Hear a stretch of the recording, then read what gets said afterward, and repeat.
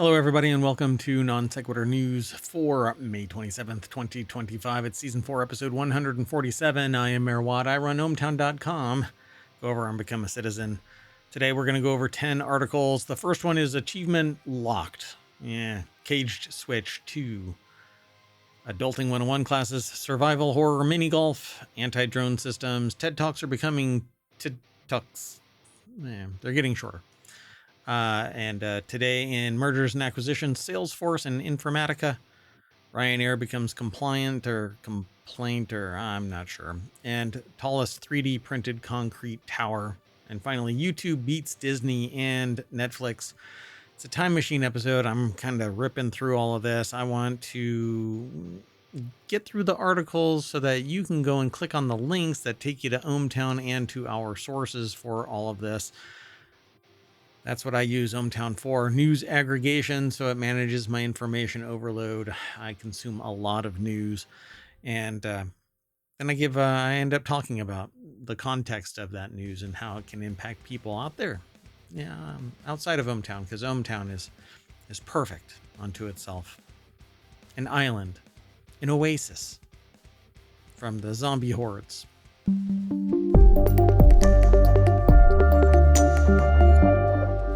All right, folks. So if you are ending up in chat while I'm doing the show, I am doing it live via the time machine. So it is what it is. If you type in !NSN in the chat, then ohmTown will spit out the articles in the order that we're going over them. Not in a matter of an important kind of thing. It's not a top 10 list per se. It's just 10 articles that we talk about. Sentient AI is not available today. It's just me, myself, and I. We're going to go over these 10 articles real quick. So the first article is over in Warcrafters. Target leaves dozens of Switch 2 consoles locked in a cage on the store floor. Oh, locked in a cage. This is just downright horrific. Nintendo's next big console, the Switch 2, is set to arrive in store shelves in just 10 days.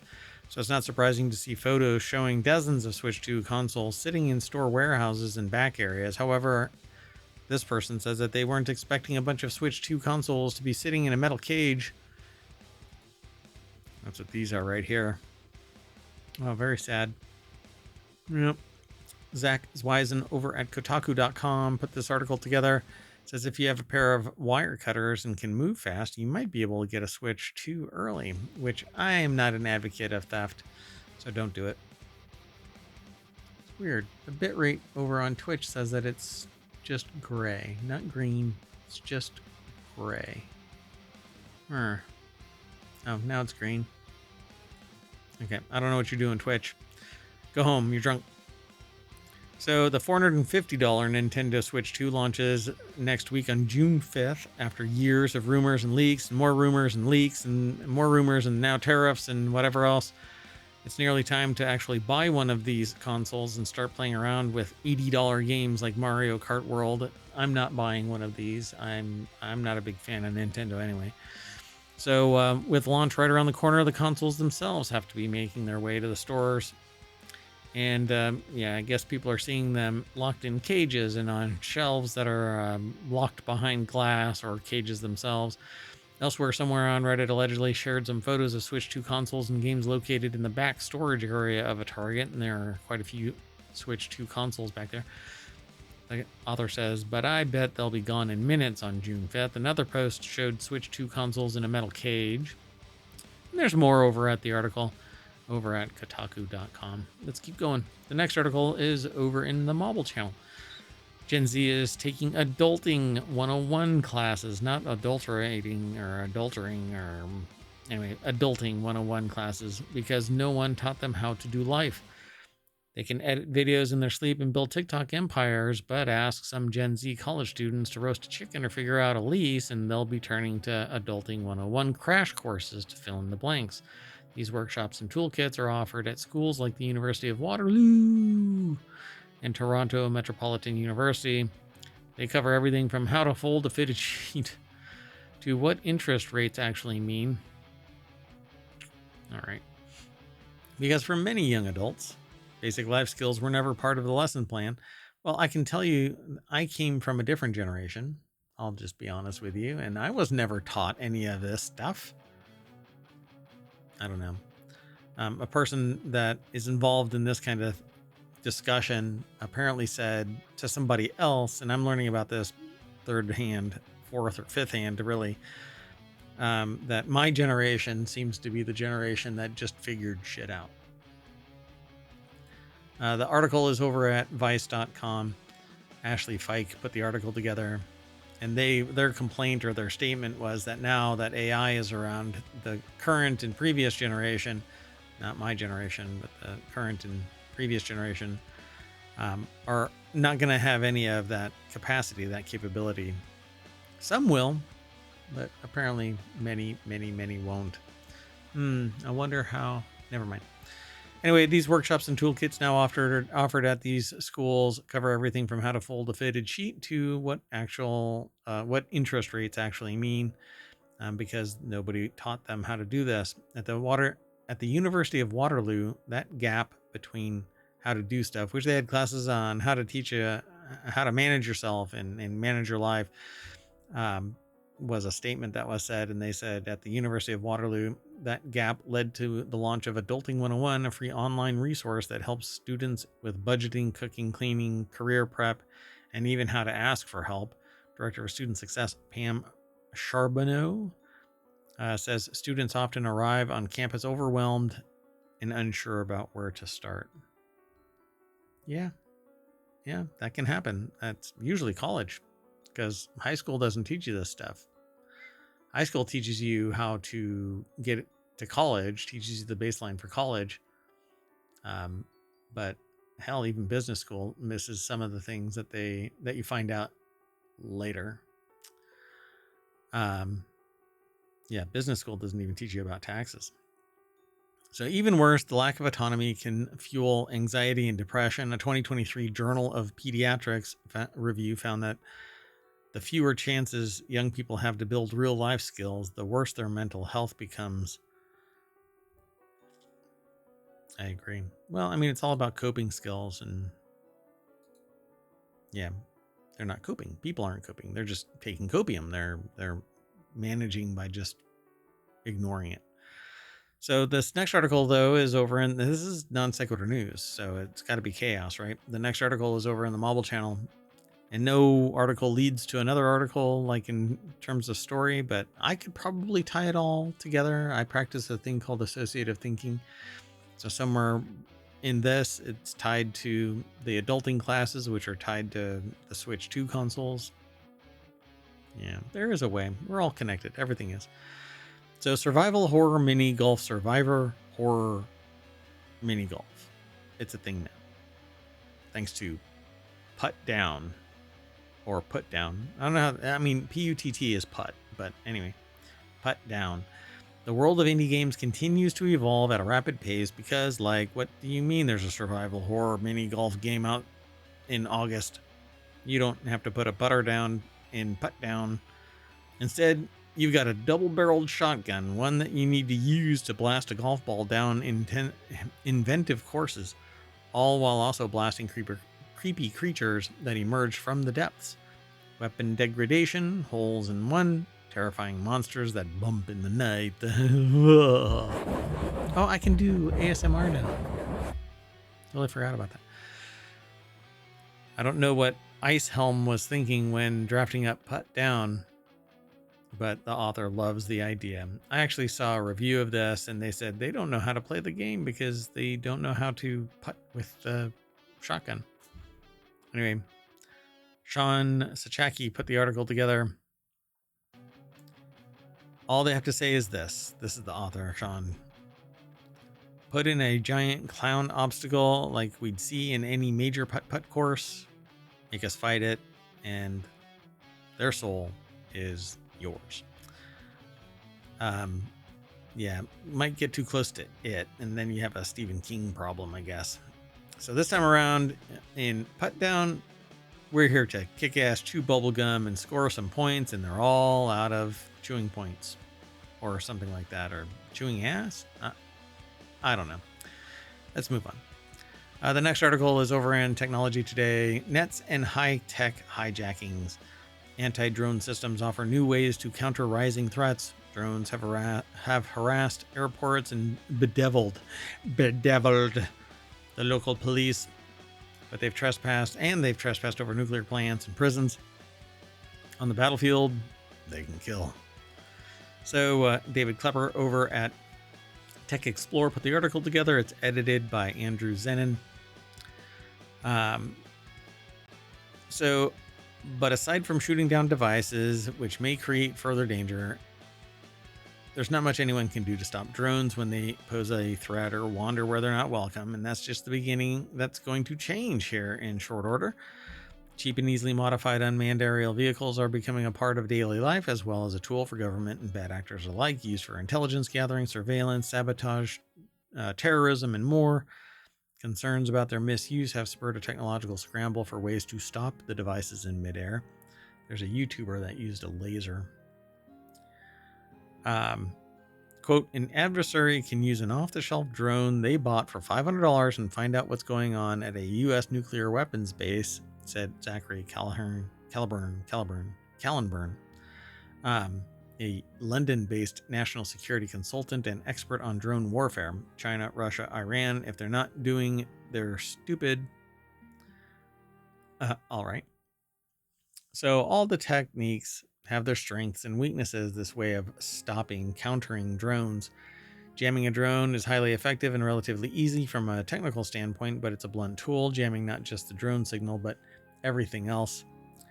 The most basic anti-drone measure are called kinetic defenses, which involve shooting a missile, bullet, net, or some other projectile at the device to destroy it and disable it. And kinetic systems can be risky, however, by creating the threat that the debris could fall down on people. You can hack them.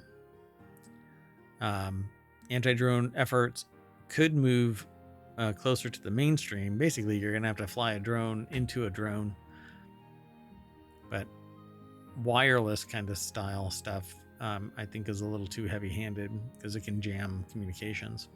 So Smith, who oversees his department's use of drones, said any new federal rules should come with a public awareness campaign so hobbyists and commercial drone users understand the law and the responsibilities of using a drone. So I am trying to put together, albeit extremely slowly, a whole concept called Click with Care, where you have to learn the context of why that click actually matters. So let's move on. The next article is over in Technology Today. If TED Talks are getting shorter, what does that say about our attention spans? According to novelist Elif Shafak, the platform insisted that she keep her talk snappy because viewers can't focus for 19 minutes. Now, where was I? So TED Talks started in 1984. Wow, it's been a while. The article is over at theguardian.com. I don't know who it's by. I may not even be able to talk about it because I'm air-gapped. I'll do it later. Oh, so yeah, this is like a translation thing, like a transcript of a conversation. So they're called PASS Notes, PASS Notes. It was published on the 27th, so in the last 24 hours. And it says, has TED been talking ever since? TED, short for Technology, Entertainment, Design, is an American-Canadian nonprofit media organization that has an annual conference. They basically were told, Elif Shafak, who is a Turkish-British novelist, so essayist, public speaker, activist. She was talking at the Hay Festival in Wales. And they basically said that they first did a TED Talk. She was given a limit of 19 minutes, but a decade later, she was told to keep it at trim 13. They said, well, the world's average attention span has shrunk, largely because of little snippets and getting the answers immediately and not having to do any due diligence or cogitate or concentrate. Even the critical thinking aspect seems to be waning. Let's move on, though. The next article is over in Salesforce, or in the Mobile Channel, and it's about Salesforce acquiring Informatica for $8 billion. And like other things that I keep talking about when mergers and acquisitions take place, Costs go up, people are fired, options are reduced. Why? Because they need to consolidate as much wealth as possible and get their return on investment much faster. I'm saying that I hear like 2 years is the return on investment. So Salesforce said Tuesday that it will acquire the cloud data management company Informatica for $8 billion in equity value as it seeks to further compete in the global artificial intelligence race. The article is over at Quartz by Ben Kesslen, Kesslen. Salesforce says the acquisition will allow its AI agents to operate safely, responsibly, and at scale. Yeah, like I won't be able to promote this if I want to do a little ad campaign with this episode. I won't be able to use it simply because I passed over something. I didn't even talk about it in any way. I didn't mention any names. I'm not sponsoring any political campaign. I'm not endorsing anyone one way or the other. Yet I will not be able to promote this because I scrolled over something that activated an ad. Or was an ad, or was their own article on this, but I won't be able to promote it. It'll get blocked. Anyway, together, Salesforce and Informatica will create the most complete, this is a quote, by the way, by Mark Benioff, chair and CEO of Salesforce. Together, Salesforce and Informatica will create the most complete agent-ready data platform in the industry. We will enable autonomous agents to deliver smarter, safer, and more scalable outcomes for every company and significantly strengthen our position in the $150 billion plus enterprise data market. Yeah. And consolidate wealth. All right. The next article is over on the Mobile Channel. Ryanair becomes Ryanair welcomes complaint regarding hand luggage fees. Ryanair has welcomed the filing of a complaint with the European Commission against it and 6 other European companies over fees charged for hand luggage. The article is by Angus Cox over at rte.ie. It's an Irish newspaper. The European Consumer Organization, or BEUC, filed the complaint last week alleging that the carriers are charging undue fees to consumers for their hand baggage. Hand baggage?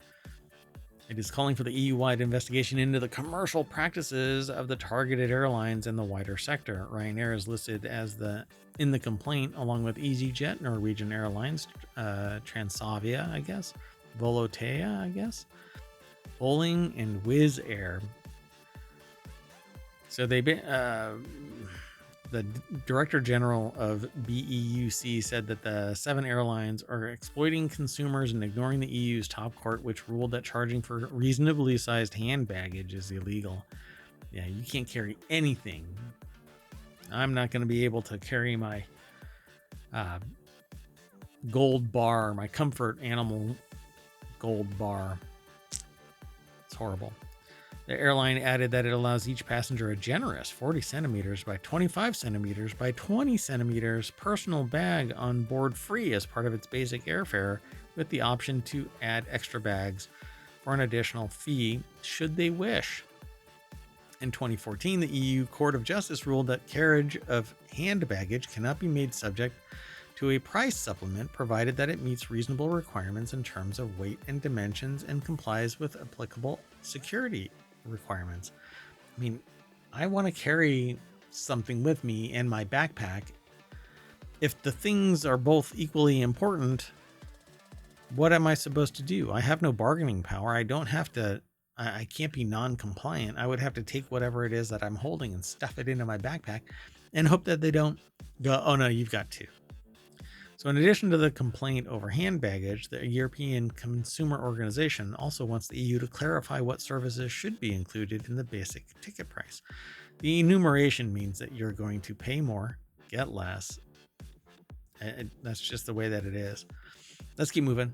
The next article is over in Constructagon. That's all about 3D printing. ETH Zurich unveils Tor Alva, world's tallest 3D printed concrete tower showcasing sustainable construction. Researchers at Public University ETH Zurich, commissioned by the Cultural Foundation Nova Fundasian origin. Okay. Have completed what it described as the world's largest 3D printed concrete tower, Tor Alva, a 30-meter, 4-story modular structure in Mulgens, Switzerland. Sorry, Mullins. Constructed from 3D printed concrete elements, this project showcases how robotic fabrication, computer-aided design, and resource-efficient construction works can be made possible. So basically, it's highlighting that these methods pave the way for sustainable building practices in the future, and that's the structure apparently. Is that it? Tor Alva. Oh, people are actually walking on it. Oh, that's a hell of a tower, actually. Has a staircase inside it, and people are standing on top of it, and the tower above it is a good... If each person is, let's say, 6 feet, there's a good 30 feet above them. That creates like a vaulted dome above them. This is pretty amazing. It's actually pretty amazing. 3D concrete printing method employs 2 coordinated robots. One robot arm extrudes concrete layer by layer into intricate freeform shapes, while the other places reinforcements between the layers using a specially designed fine-grained concrete that hardens quickly due to a custom additive. Pardon me. Structural components can be produced without the need for additional framework or formwork. The printing technology was developed by ETH Zurich in partnership with industry collaborators, so you won't be able to see that for a while. There is a video over on YouTube called Tor Alva White Tower Trailer 2025. I suspect that the EN means that it's in English. But this actually looks pretty damn amazing. It looks like it has places where LED lights should be, well, lighting should be. Little sockets here. I don't know what all that is. I doubt that these lines are actually made by the 3D printer. That's kind of impossible. Pardon me, I cannot believe that I just yawned in the middle of a show. Am I that boring? I don't know. Let me know in the comments. So in February, International Design Studio Hassel has completed a 3D printed community building in Hope Village, Tanzania, using locally sourced earth. That's the kind of thing that I like. It's local. It's built in a using technologies that make it defensible, so against the elements. Earthquakes will have a harder time with it as well. It's just part of the structure. We'll see, what earthquake proofing has to be done for these 3D printed houses. But they're one contiguous mass, so they're usually stronger. In February, that international design studio built a village called Hope Village, developed in partnership with fellow architect Clark Hopkins Clark. The plan also includes family housing, a school for 480 students, and facilities for childcare and skills training, extending its impact to the wider community. So this article, by the way, is by Paloma Duran over at 3D Printing Industry. The next article is over in Late Night Geeks.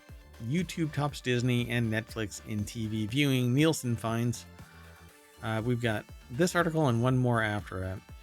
Nielsen's reported another wake-up call that YouTube is rapidly gaining ground in the TV landscape. On Tuesday, Nielsen released its April 2025 Media Distributor Gauge report, which showed that YouTube has achieved a significant milestone. It has maintained the largest share of TV viewing for 3 consecutive months, now accounting for 12.4% of the viewership. The article is by Lauren Forrestal over at TechCrunch.com. The new data underscores YouTube's continued dominance. Interesting. So it marks a significant uptick from 12% the previous month and a more notable increase from 9.6% a year ago. Additionally, according to the internal data from YouTube, TVs were the primary device for YouTube viewing in the US during the first quarter of 2025. There's more. There's always more over at these articles, but I always highlight the tidbit that I find interesting. And finally, our last article is over in the Hatch Ideas channel. This is all about business transformation. Fans are tattooing this pizza brand's logo on their skin for a free slice of pizza for a year. It says "and pizza." I don't know what that is. It must be a typo. But anyway, Pizza CEO Mike Burns discusses turning customers into super fans, empowering staff, and building a brand that breaks the rules. The article is over at Entrepreneur. Is that "and pizza," right? Fans are tattooing this brand's pizza logo on their skin for a year of free slices. And yeah, it is "and pizza." I don't know. So, and Pizza CEO Mike Burns discusses turning customers into superfans. There is a video of this. The key takeaways they have listed here. Again, this is by Sean P. Walchef. I'm not sure how they pronounce their last name. And it's edited by Jessica Thomas. From tattoo loyalty promotions to restructuring upper management, Burns spearheads changes that reflect the brand's authenticity and community-centric values.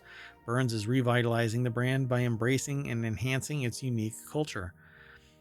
They say they show up in DC, and I'm like, where do I go? He recalls. They send me to an address. It's just a restaurant.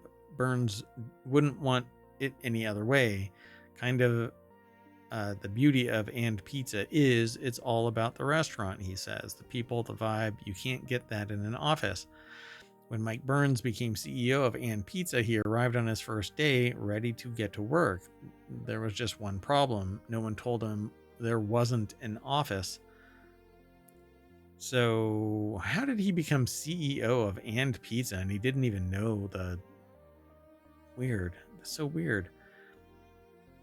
Anyway, what he walked into wasn't a thriving brand in need of just a few tweaks. Operations were inconsistent, culture had slipped, and a once passionate customer base had drifted.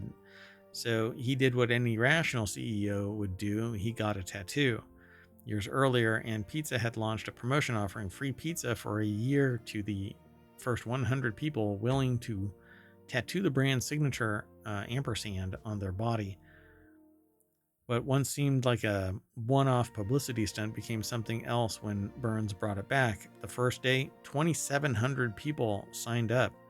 And that's when he knew the brand still had it. People weren't just customers, they were believers. So it's a cult, a pizza cult. Flying Spaghetti God. Anyone out there?